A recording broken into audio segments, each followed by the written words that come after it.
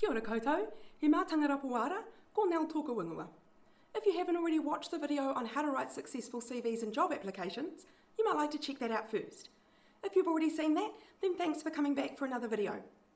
Before we get started, I'd like to point out that the next job you have is one of many you'll have over your lifetime.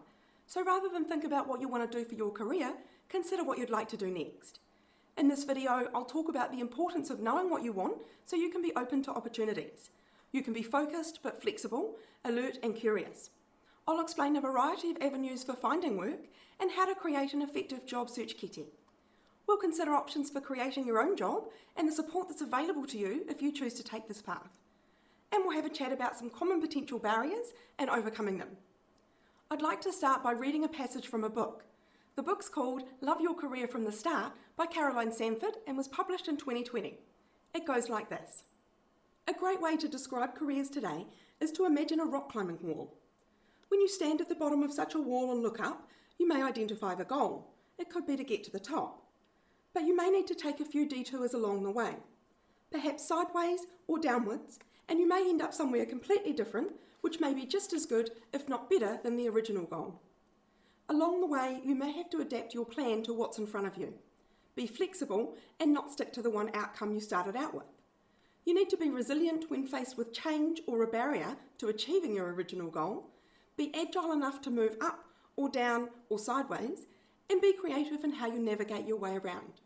Your job search is pretty similar to this description, and just like with rock climbing, you need to keep sight of your end goal in order to stay motivated and adapt as needed.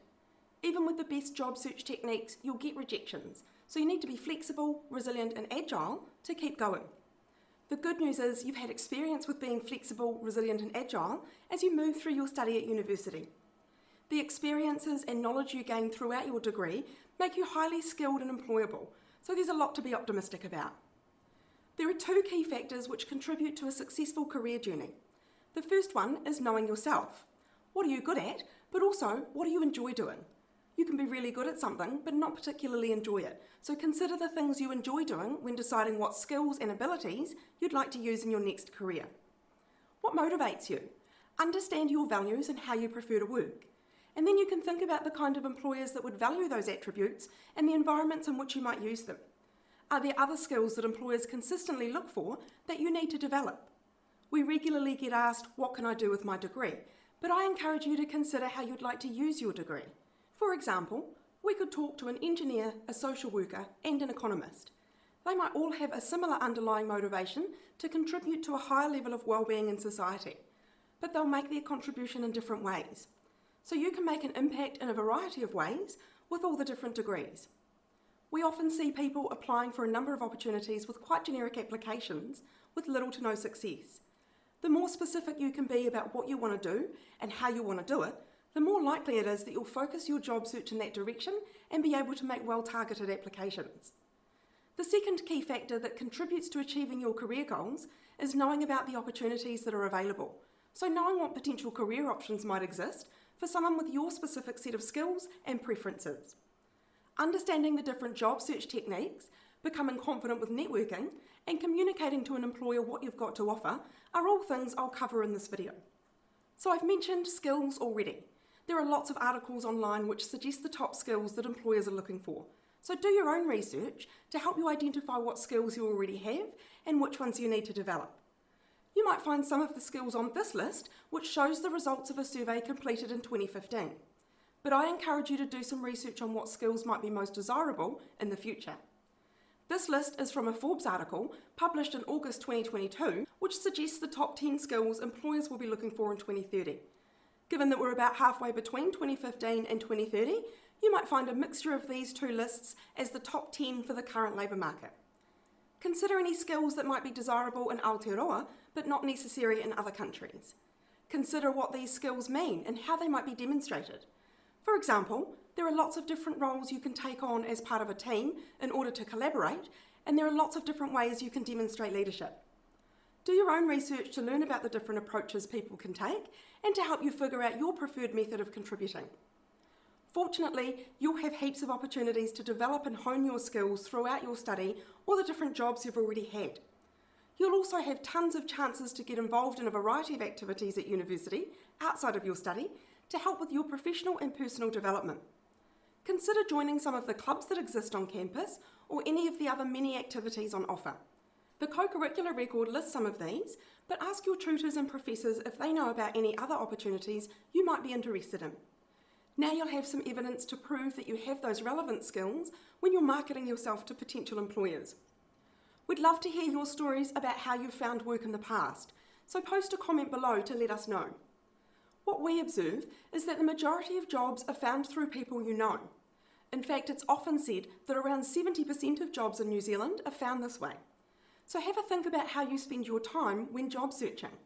How much time do you currently spend looking for advertised jobs? How much time do you spend networking and talking to people to uncover those hidden jobs? Networking is just a fancy term for speaking to people who can help you achieve your goals. So this is a really useful skill to develop, given what we've just talked about regarding how the majority of jobs are found.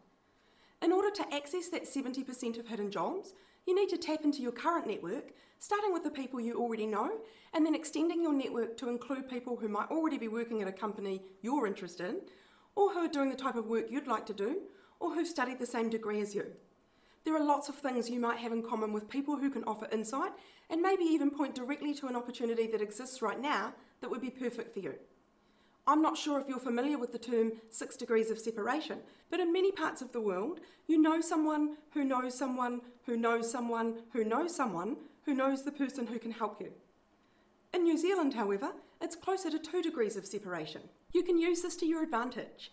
So if you'd like to be Prime Minister, coach the All Blacks or manage Christchurch Airport, then you're only one person away from the person who's currently doing that work.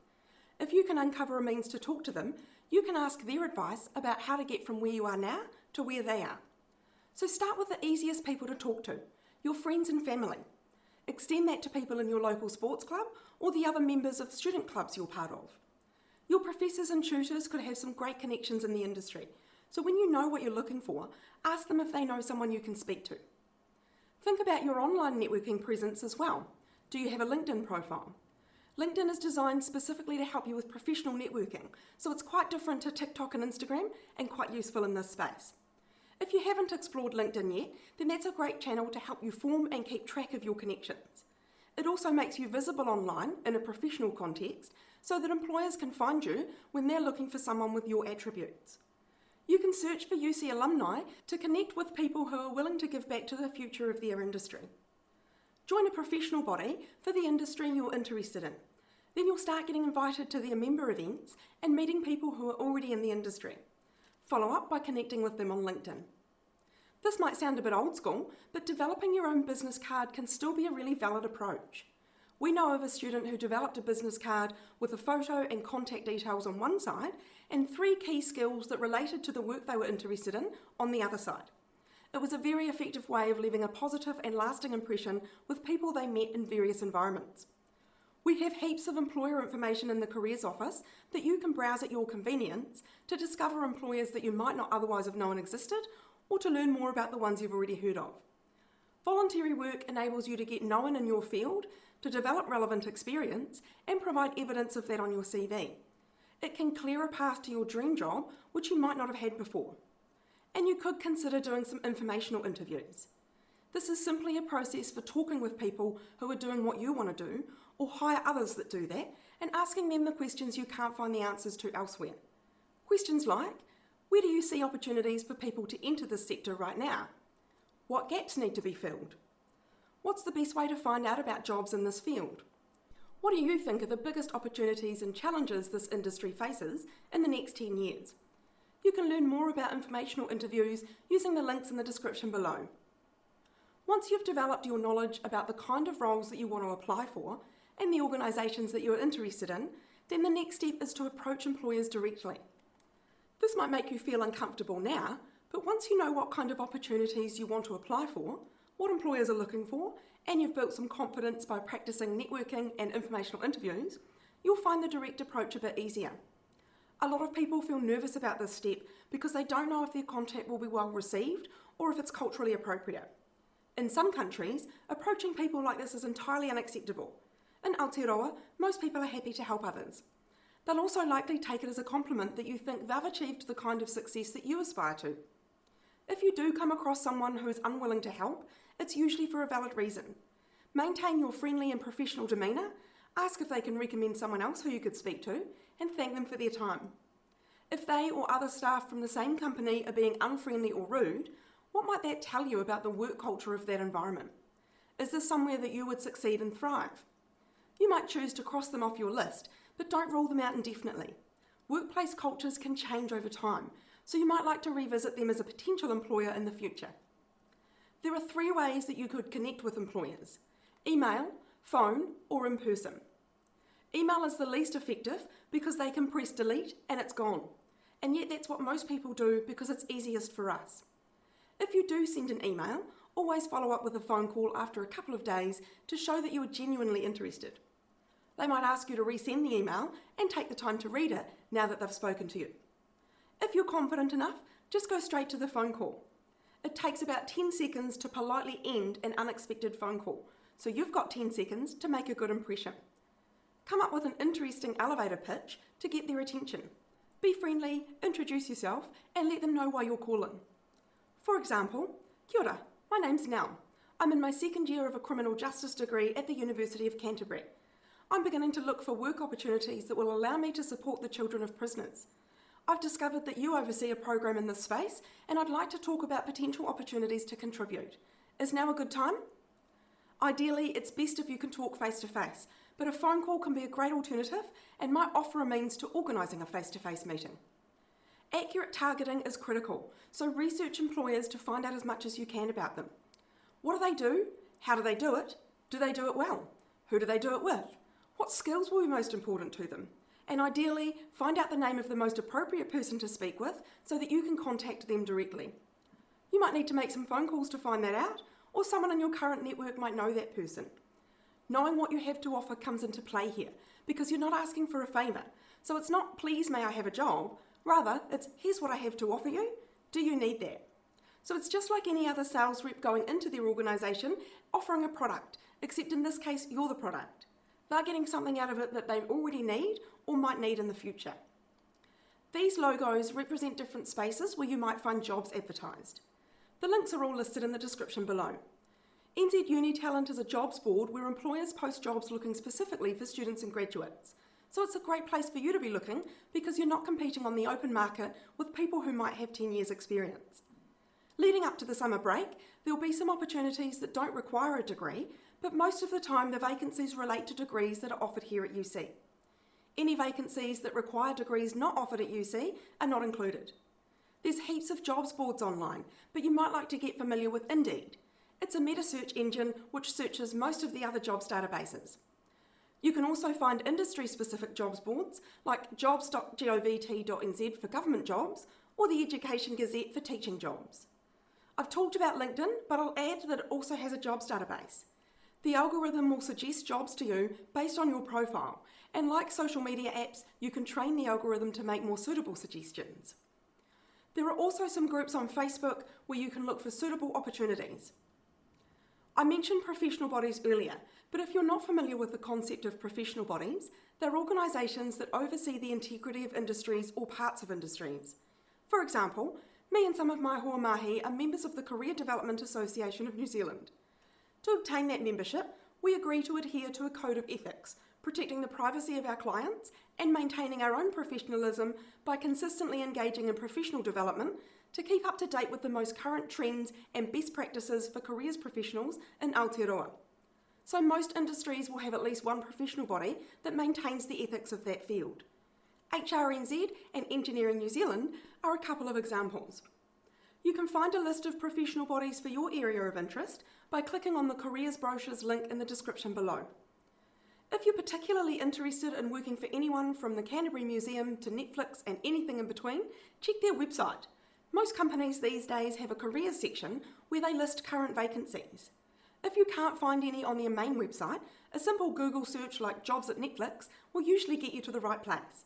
There's tons of recruitment companies that work for employers to screen candidates for them. So you can become part of their database for when an employer contacts them looking for somebody with your skills and experience.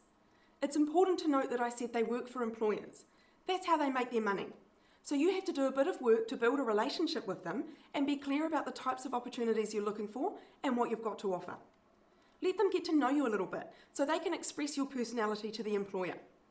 If you're looking for work overseas, UC has a subscription to a website called Going Global, and again, the link is in the description below. It has heaps of useful information about where to find jobs in a variety of countries. If you're trying all of these approaches and still not having any luck, get creative like this graduate did. I purchased a stand and I purchased a massive A1 size board, and I wrote down my degree title, which is a BSc Banking and Finance, first class honours. The first 10 minutes I was really nervous, to be honest. I was standing there empty-handed. So what I did, I actually took my CVs out, my physical CVs, out of my bag, and I held it in my hand like some sort of like a salesman. And I also had the idea to speak to people actually and say, look, good morning, have a nice day, how are you feeling today? And when I started doing that, a lot of people realised that I'm actually just putting myself out there and just trying to be a go-getter as such. And straight away, really, a lot of people came up to me, wished me good luck. Some scanned the QR code. Within half an hour from there, all 50 of my physical copy CVs were gone. I went back to the car, and then from there, really, I just did a lot of research on the Career Wolf Group. From someone 3 hours ago came for an opportunity, and I'm like in the face of an opportunity right now, and it was really crazy. What new ways can you think of to find work opportunities? Share your ideas in the comments. Having these tools in your job search kete will increase your chances of success. Links are all included in the video description. A job search diary can be an actual diary, a document on your device, or simply a notebook, whatever works for you. Write down every contact you find, how you heard of that person, and what you could talk to them about. After your conversation, write down what you spoke about, actions you'll take as a result of the conversation, for example, other people to phone or phone back in a month's time, as well as actions that person's going to take on your behalf. For example, they're going to pass your CV on to their supervisor or manager. Diary those dates to make sure that you're keeping on top of your tasks. Create a master CV or database CV. This will be a long CV which includes all of your information. You can use it as a template for each application you make, including only the most relevant information for that opportunity. To learn more about how to draft CVs, check out our CV video. We also have videos on how to do well in job interviews and psychometric tests and assessment centres. Practice using a professional video presence. Make eye contact by looking directly into the camera. Check your position centrally on screen. Be mindful of your tone, volume and body language. Again, we've talked about LinkedIn. You have access to a free online program to help you set up a strong LinkedIn profile. Create your elevator pitch so that you're ready to pounce whenever an opportunity arises to present yourself to a potential employer. There's a link in the video description to a free online tool that can help you with this. I'd also really encourage you to think about alternative career pathways. For example, a portfolio career offers the opportunity for you to have your values, skills and preferences all met through a variety of opportunities you're participating in. The additional benefit of a portfolio career is that it offers multiple income streams. So if one of those incomes becomes compromised, you can potentially ramp up the other ones. You might create your own job. An idea that you think could become a business might come from something you're interested in, good at, or particularly enjoy, or a product that needs some improvement, or where there is a gap in the market so you could create a new product or service to fill that gap. And of course, I'm sure you have your favourite people that you follow on Instagram, TikTok and YouTube, so that's another career pathway to consider. If entrepreneurship is something you'd like to pursue, there's heaps of support for you here at UC as well as from external sources. The UC Centre for Entrepreneurship is a great place to start. They're pretty well connected with places like Business Mentors New Zealand and the Ministry of Awesome, which is an organisation here in Christchurch created to support entrepreneurs. So if you're thinking of getting into that space, or you want to explore it as a possibility, in the first instance, get in touch with the Centre for Entrepreneurship because they'll be able to give you the best advice on where and how to get the support you need. If you've encountered any barriers to securing work that I haven't talked about in this video, we'd love to hear about them. Leave a message in the comments or pop into the office for a chat. One of the most common barriers we hear about is that you don't have any skills. We can help you identify skills that you didn't know you had.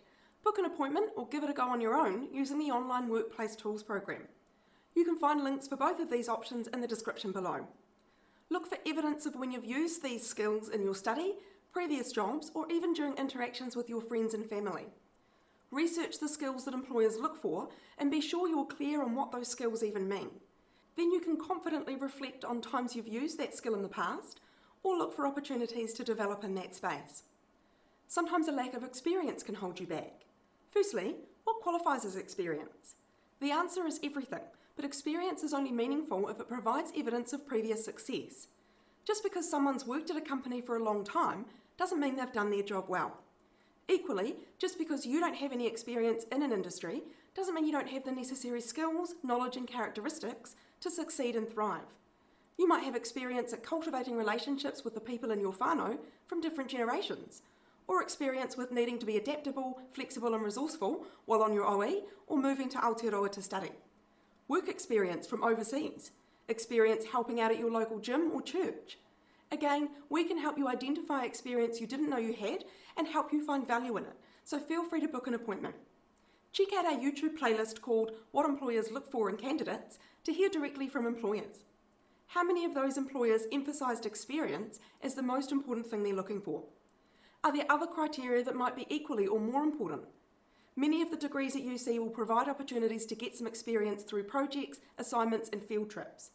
Even if you don't get to participate in those things during your study, the other things you're involved in can show that you've developed experience with using the skills that will be required for the work you'd like to do. For example, employers love students and graduates who have worked at McDonald's. You learn so many skills in that line of work that are transferable and valuable in any workplace. So as I mentioned earlier, get involved in other activities outside of your study. This is a great way to help you get some exposure to a variety of experiences that you can then put on your CV and use to help narrow down your preferences. There are more than 160 clubs at UC, and on top of that, there are heaps of other events, projects and activities you can get involved with. You'll start expanding your network and build relationships with people who can act as referees for you in the future. This is another barrier that people sometimes struggle with. If you don't have any previous work experience, who can you list as a referee on your CV? You might be able to ask someone from that local gym you're helping out at. Maybe one of your lecturers has gotten to know you well enough to act as a referee for you. Employers will not necessarily expect you to have heaps of experience, so these sorts of referees are perfectly acceptable at this stage in your career. Something else we observe that can cause some procrastination in the job search is not knowing what will be expected of you or anticipating that you'll be expected to hit the ground running on day one to 100% of the role. So attend recruitment events to meet employers and find out everything you can about them, including what training and ongoing support they'll provide. Ask them what the first day or week will look like. Ask them what you'll be expected to have achieved within the first 3 or 6 months. Ask how you'll know that you've succeeded. Have they employed other students and graduates in the past? And if so, where are they now? You'll find out some of this information by watching the recordings of previous employer recruitment presentations on our YouTube channel. If the answers to those questions seem unrealistic to you, do some informational interviews with someone who already works there or who worked there recently to find out a bit more about the current culture of the workplace. LinkedIn can help you find these people. If you're uncomfortable with what you find out, then move on to another employer. I recently had a student ask whether they should disclose that they're gay. This depends on the situation and the individual, but you can certainly ask an employer how they're supporting rainbow communities, or how they're being inclusive of minority populations. Ask about the diversity of their staff. Do they know what percentage of staff represent different gender identities? You can ask the same questions about their clients. Ask whatever questions you need to know that all of your identities will be welcome in that space. Once you're confident about whether or not you can bring your whole self to work, you can make a well-informed decision about what you choose to disclose and how you choose to do that. The same thing applies for any identity or anything that's particularly important to you. Many employers in New Zealand will ask a question at the job interview about te tiriti or waitangi, or they might talk about bicultural competence. Ask that same question back to them. Or if climate solutions are important to you, ask what they're doing to contribute to those solutions. You're the current and future workforce, so ask about the things that matter to you. This is a powerful way to let employers know what's important to the next intake of candidates. You can influence them to review their policies and processes to suit the current labour force and shape it for the future. Fear of rejection is something we see often. That same anxiety you feel about getting a job exists for employers about getting good candidates, so they're keen to hear from you. It takes adaptability, flexibility, self-management and a world of other attributes to cope with the intensity of completing a university degree. So that alone makes employers interested in you. As a graduate, you'll have the most recent knowledge in your field and be up to date on the best practices. If you haven't got a job right now and they say no, then you still haven't got a job. You haven't lost anything, but you'll only get the job if you try. If I still haven't convinced you and that fear of rejection is still heavy, then do it scared. You'll gain more confidence with practice. Even the most robust job search will result in rejections, particularly if you're approaching employers who haven't advertised a position. And even though they're saying no to what you have to offer rather than you as a person, it's still hard to hear. So you might need to ramp up your coping strategies. Here are some simple strategies that you could adopt to help maintain your resilience. Stay engaged with others who can support you in your life. Make time to be active so you're not just job searching, studying and working, but actually doing things that help you to feel healthy and positive. Keep learning. Maybe do a short course or some online learning in your field or something unrelated that's interesting to you. Be mindful of the experience you're going through and how you're feeling about it so that you can tweak your wellbeing strategy as necessary. And remember that your peers are probably going through the same process. It can be easy to feel like they're your competition. The World Economic Forum estimates that by 2025, 85 million jobs will have been displaced by a shift in the division of labour between humans and machines. However, it also estimates that 97 million jobs will have emerged that are more adapted to that new division of labour. For example, approximately 7 years ago, New Zealand Post made about 500 postal delivery people redundant. However, courier companies at the time were struggling to find delivery drivers. So the work won't go away, it'll just change to meet the shift in what society demands. In this example, more online shopping. This means there are plenty of jobs for all of you. Someone else might get the job you applied for, but in 5 years' time, they might be in a position to help you get your business up and running. So support and encourage each other to keep that network healthy and strong. You never know when you'll need to call upon it. We've got heaps of useful resources to help you with everything I've talked about in this video.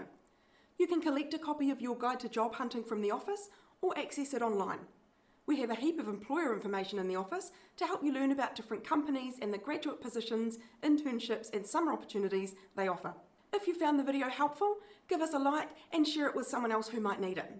We welcome your suggestions, questions and feedback, so drop something in the comments below. Thanks for watching. Kara whiwa.